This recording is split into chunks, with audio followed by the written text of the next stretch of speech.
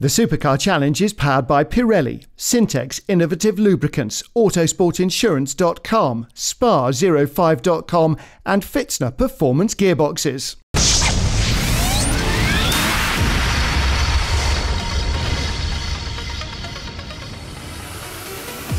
Welcome to round 8 of the Supercar Challenge powered by Pirelli. The final two races and the championship concluders for the two sport divisions at the TT circuit of Assen, where streaming wet weather will play a big role in the outcome. Well, let's catch up with our championship contenders, and we'll start with the Supersport class. Dennis de Groot lies third in the points. Despite being a newcomer to Supercar Challenge, he's quickly become one of the fastest contenders in the Supersport field, and a title favourite with 5 poles and 2 wins. But to complete his budget for the whole season, he's needed to invite guest drivers to join him with mixed fortunes. Priscilla Spellman won the second race in Assen earlier this year with him, but at Brands, Spellman made a crucial error, costing de Groot valuable championship points. Mechanical failure at Spa also stifled his title ambitions, so that now 34 points behind the championship leader, his chances are slim. At the beginning of the season, I wasn't sure if I could do every round, he says, but thanks to my sponsor, Sinner, I'm able to finish the season, so I'm very grateful for that. Unfortunately, though, our chances are slender. Don't think I'll win the championship, but next year I'll be back to make sure we have a crack. JR Motorsport drivers Koen Boekhart, Mark van der Aar and Peter van Solen lie second in the championship, 13 points off the lead. With 8 podium finishes, including 4 wins, they too have been title favourites all season. But dropping out of a race can be very costly in terms of lost points. In the first round at Assen, the engine's oil filler cap went missing, which ended their race during the pit stops, and there was a big blow at Brands Hatch too, where Peter van Solen was forced to rejoin the race at the very back of the field. Well, none of this obviously has helped their championship challenge, so they need to be ultra competitive here in the final races in Assen. Of course, you can't win them all, says Peter. We've been racing on the edge all season long, and today's yet another chance to win the championship. We're 13 points behind, so we need to keep pushing to close the gap. It's good to know we're still in the running, just like every year, so we'll see what happens today. Koen Boekhart says our main rival needs to have some bad luck, really. That's what we need. We're behind. The field's so competitive that 13 points is going to be really hard to make up. But for us, there's no pressure at all. We're going to give it everything and see what happens. That's all we can do. Simple as that. Well, their main rival is the one and only Cor Oyser. The Dutchman's got over 35 years of professional racing experience. He won 4 races in a row at the beginning of the season, but since that perfect score has not stood on the top step of the podium. He still managed to take the lead in the championship. His strategy has been designed to minimise the result seconds here, crews.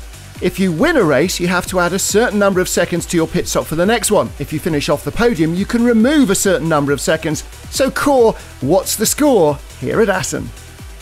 We hebben 0 strafseconden tijdens de pitstop. I've got no result seconds in the first pit stop of the weekend, and that's a real luxury because I don't have to push hard for the first part of the race, he says.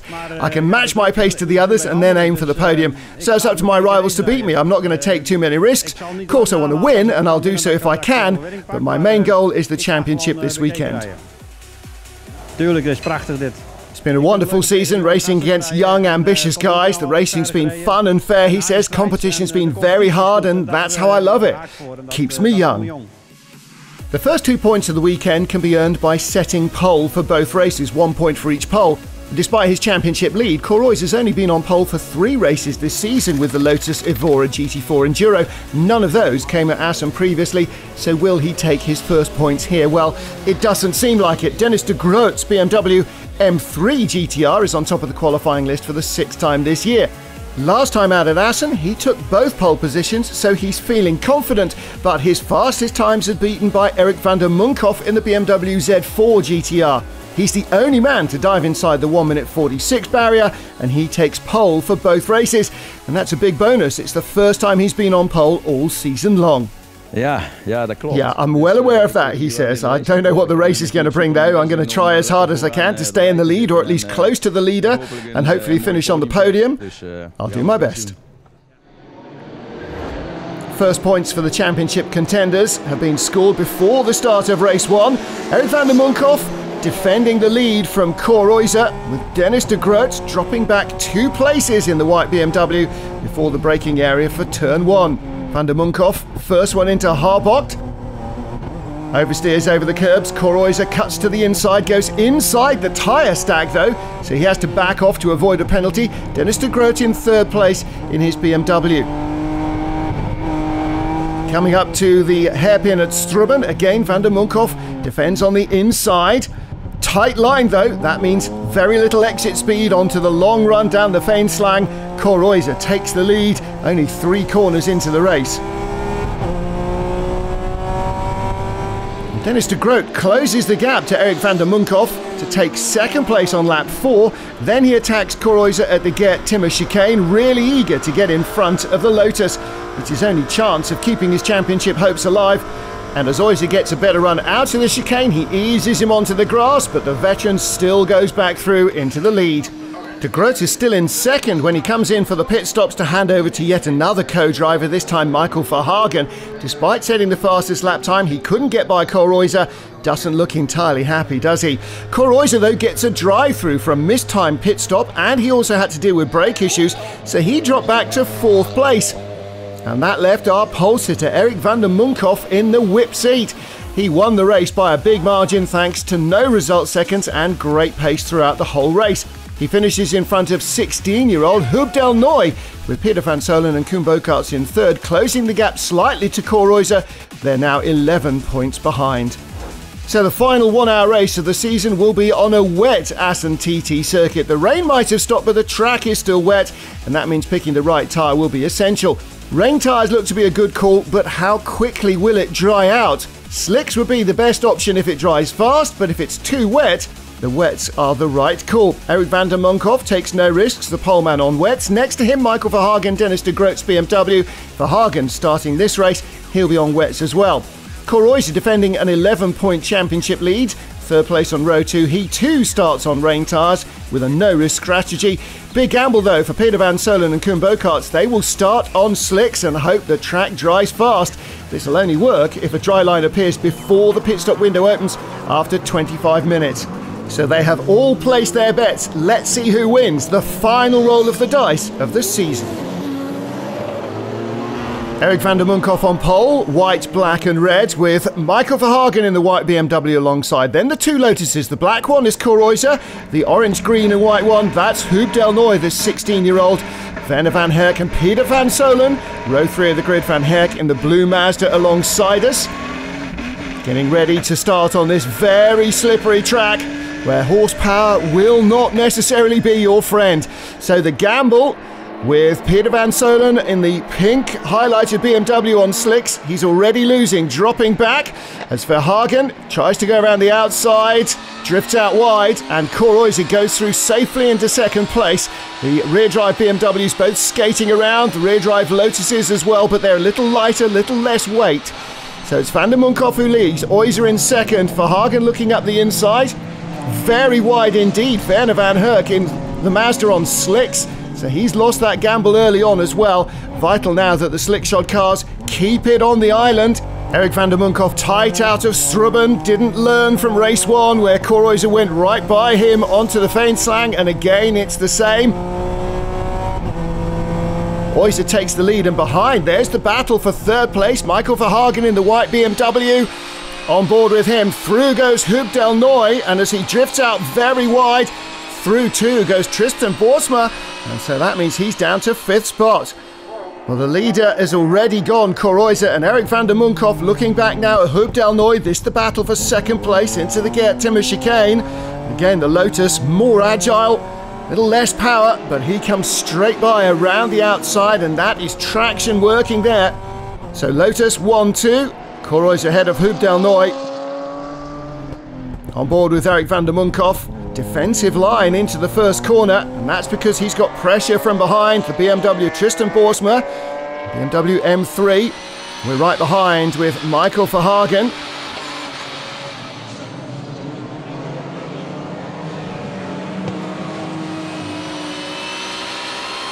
Got a good exit this time. Will he be able to find a way by? Gonna have to be brave under braking. This is always a little tricky in these slippery conditions. Through he goes. Erik van der Munkhoff in third with the black highlights, then Verhagen, and sliding around behind him, Tristan Boersma. These are very slick conditions indeed still. Wipers on, with all the spray being thrown up from the wet racetrack. The braking areas, very treacherous indeed. Michael Verhagen up behind. The Z4 clatters into the back of Erik van der Munkhoff. Well, that certainly didn't look intentional, but he's had him off all the same. Van der Munkhoff rejoins in front after going straight through the Geert Timmer chicane. And through has gone Tristan Boersma as well. Really tight battle here. These guys are all scrabbling for grip as the Lotus duo Cor Oyser and Huub Del Nooy run away in the lead of this race. Well, let's take a look at that again from Erik van der Munkhoff's viewpoint. Down into the Geert Timmer chicane, maybe braking a fraction earlier than Michael Verhagen was expecting. Contact there, straight on into the gravel trap, and look at that, steering straight ahead. Good recovery. Well, the slick-shod drivers must be really struggling because these guys all on wets definitely are. Verhagen just too early on the throttle there, trying to get back in front of Tristan Boersma as he had a big slide and he loops it around. So what about our race leaders? Well, Cor Oyser and Huub Del Nooy are making hay while the sun doesn't shine. Oyser miles away, but is he going to wear those wet tyres too quickly? With no pressure course, he can chase the wet patches on the track, and he is a hugely experienced veteran. On his slicks, Peter van Soelen finally starting a recovery, going by a Renault Clio, and as they get closer to the pit stops, slicks do become the faster tyre, but is he going to be able to close on runaway leader and championship rival Cor Oyser? In the pit stops, Oyser's choice now is to go for slicks. That's what the track demands as it dries and the weather gets better. But look at those wet weather tyres. They could easily have gone another half the race. He's done a great job. At JR Motorsport, it looks as though their gamble has failed. They are up to 8th, but they've got 20 result seconds in the pit stops, and the tactics don't seem to have worked out. Disappointed Peter van Soelen saying, I don't really understand why we've done this. The slicks had no grip at all. It was like driving on ice. I was lucky to keep the car in one piece, otherwise it would have been over before the pit stops. It was a bit like being in rallycross, so I really had to slow right down. Koen Boekarts is able to pick up the pace on slicks, chasing Cor Oyser here, but this isn't to lead the race, this is to unlap himself. Gets through on the inside of Strubben, classic move, but no exit speed, and Oyser goes by to put him a lap down again. Koen Boekarts eventually ends up parking the car in the pit lane. He's just too fast. It's impossible. We can't pass him. We're a lap behind. And then 4 laps before the end, I noticed that the engine was losing power. I saw what time was remaining. I thought there's no point carrying on and blow the engine maybe in the final 4 laps. Cor Oyser's still in the race. We can't win the championship. Let's not ruin the budget. Let's save it for next year. Huub Del Nooy was second before the stops in the Lotus, but with 5 bolts per wheel, changing to slicks cost him a lot of time. He dropped back to 7th. He set the fastest lap time in the very last lap of the race, so his pace was definitely best at the end, but he had a tough time fighting his way forward, ends up in 4th in Supersport, just off the podium. Claiming his final victory, win number 5 of the season, Cor Oyser 12 seconds clear of Dennis de Groot, 5 laps in front of his closest championship rivals, so he is the new Supersport champion. I think it was the best way to finish the season. What I showed in the rain was the best I could do. I was faster than anyone, says Coy. The setup was just amazing. Exactly in the middle of a dry and a wet setup, perfect. I was able to benefit from both situations, a dry line or a wet line. Did a great job. Well, Cor Oyser takes his 4th Supercar Challenge title after winning his first in 2002 with Peter van Soelen, who he's now beaten. Celebrating with his granddaughters and, of course, second place finishers Dennis de Groot and Michael Verhagen, and third place Erik van der Munkhoff joining him on the podium as well. So a combination of speed and great tactics from Cor Oyser wins his 4th title. Koen Boekarts, Mike van der Aar, Peter van Soelen in 2nd, and Dennis de Groot just ahead of Erik van der Munkhoff in 3rd. So the Supersport Championship for 2014 has been tied up. Stay with us to find out who wins in the Sport division.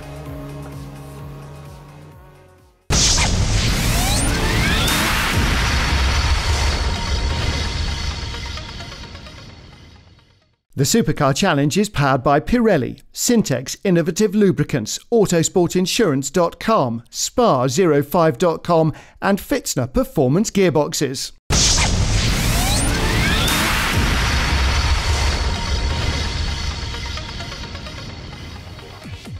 It's the final race weekend for the Supercar Challenge powered by Pirelli at the TT circuit of Assen in the Netherlands. The Supersport Championship has already been decided. Let's catch up now with the title contenders in the sport class. Third in the standings are cousins Wesley and Moritz Carranza, 16 points off the lead. With their 3-litre BMW 1 Series, they've been very competitive all season. They've had 10 podium finishes, including 2 race wins for the Davitech engineering team. Been a great season, says Moritz. We had some excellent races. Everything's been great so far. Last year we had a lot of bad luck with this car. This year it's never abandoned us, so we're 2 happy boys. Ik denk dat wij het beste constant I think our strong side is that we're really consistent, says Wesley. Every lap we can set the same quick times. Qualifying's never really been our thing, but during the race we're always in the top 3. Just leave it to us. Second in the Sport Championship is Erwin van Dijk, driving this orange Lotus Exige. He led the championship for 4 rounds, thanks to 5 race wins and 8 pole positions, but bad luck and mechanical failure have left him 5 points adrift of the leaders. And his mechanical woes strike again after he sets pole for 1 race, another drive shaft failure, just like last time out in Assen. The team working hard to fix the problem before the first race of the weekend. The championship, after all, is at stake. At the previous round at Spa, Renault Clio drivers Dennis de Borst and Martin de Klein took over the championship lead. They too have had a great season, 3 wins and 10 podium finishes in all. But they've also had to cope with their share of mechanical gremlins, so nothing is guaranteed for the final round in Assen. They'll need 2 good races to secure the title, but that doesn't stop them sleeping well apparently. Ja, ik heb top geslapen en ik heb gewoon heel veel vertrouwen in dat dit... Had the best night's sleep ever last night, says Martin de Klein. No worries at all. I'm really confident this is going to be our weekend. Car's in great shape. Unfortunately, we have got a lot of results seconds to deal with, so our pit stop will be decisive. We need to make sure we set the fastest laps. We've got at least 1 point extra too. Same for qualifying. Need to be the best. And of course, we need a heap of good luck. With 5 points ahead, but anything could happen. We can't control everything, but we'll just see what it goes. We willen natuurlijk heel graag het kampioenschap binnenhalen. We zijn nu zo dichtbij. Dus ja, we gaan er alles aan doen. Dennis says we're really keen to win the championship. We're so close. We're leaving nothing to chance. In free practice, it was clear our rivals are very close. Looking at the lap times, just a difference of 4 thousandths of a second, and that shows how tough it's going to be this weekend. Dennis de Borst and Martin de Klein do indeed take pole for the first race and hang on to the lead in the early stages. Unfortunately for Wesley and Moritz Carranza, their race ends on lap 7 with a broken drive shaft. Their championship challenge seems to be over. Same story too for Erwin van Dijk. Drive shaft failure ending his hopes. Het lijkt wel of Assen altijd een probleem is bij ons met Assen, helaas. Uiteindelijk toch voor elkaar gekregen. Unfortunately, says Erwin, it seems that Assen always means having problems with the drive shaft. The team managed to fix the broken one before the race, but it was a close call.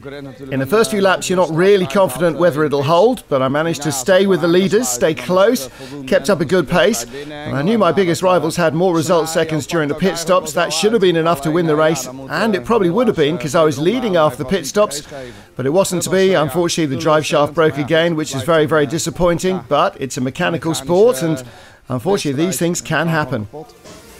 The only thing the dropouts can do is to hope for mechanical failure for Dennis de Borst and Martin de Klein's Renault Clio, but despite hitting trouble they still managed to cross the line in third, and that means they are the new sport champions. Man, that was exciting, says Martin. Again, we had a fracture on the front right tyre, so I had to back off to keep it in one piece. Lost maybe 6 or 7 seconds a lap to the others. The only thing I had to do was get across the line safely.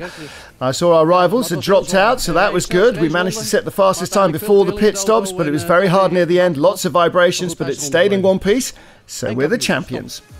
The new champions celebrate on the podium with Race 1 winner John van der Voort and second placed Harold Wesselink and Jeremy Adams. Into the final race of the season, and Erwin van Dijk trying to defend his second place in the championship from the Carranza cousins. He starts from pole position in the middle of the streaming wet field, so he has at least a 1 point advantage. Dennis de Borst and Martin de Klein's Renault Clio right behind him. And de Borst battling with some of the much faster Supersport cars. They're on slicks and they are getting in the way on the streaming wet track. De Borst watching the Lotus and now on the run down to de Bolt. Goes through under braking to take the lead of the sport class. Well, De Borst and Decline moving up to Supersport next year with a brand new Seat Leon. So this is their final hurrah in the Renault Clio. They want to make the best of it if they can. And these wet conditions should suit them nicely. Harold Vesselink and Jeremy Adams can't repeat their second place in this race, battling here with the Clio of Rob Newman. This is for 7th place. Both have gambled on slicks, and it's not really working out. The dry line taking far too long to develop. In the pit stops, Erwin van Dijk retakes the lead. No result seconds for him. De Borst and Decline, 55 result seconds and 20 for Wesley and Moritz Carranza.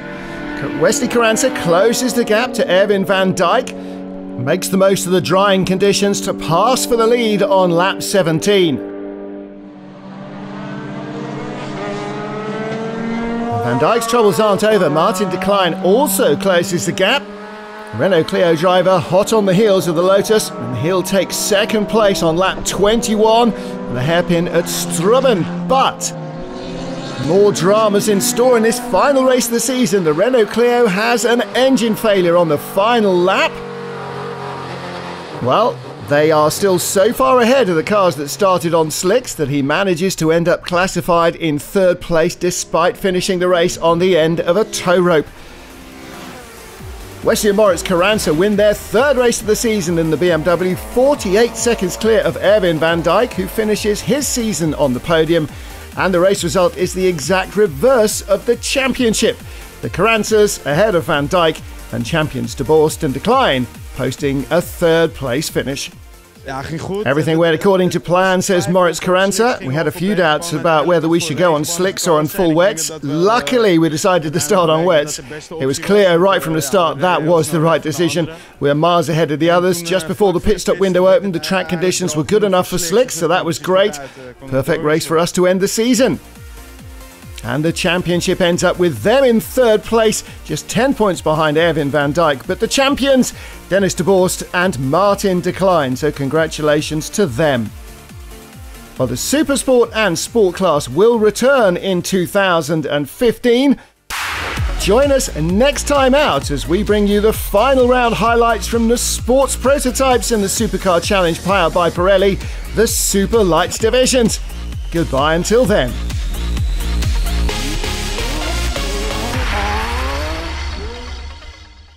The Supercar Challenge is powered by Pirelli, Syntex Innovative Lubricants, Autosportinsurance.com, Spa05.com and Fitzner Performance Gearboxes.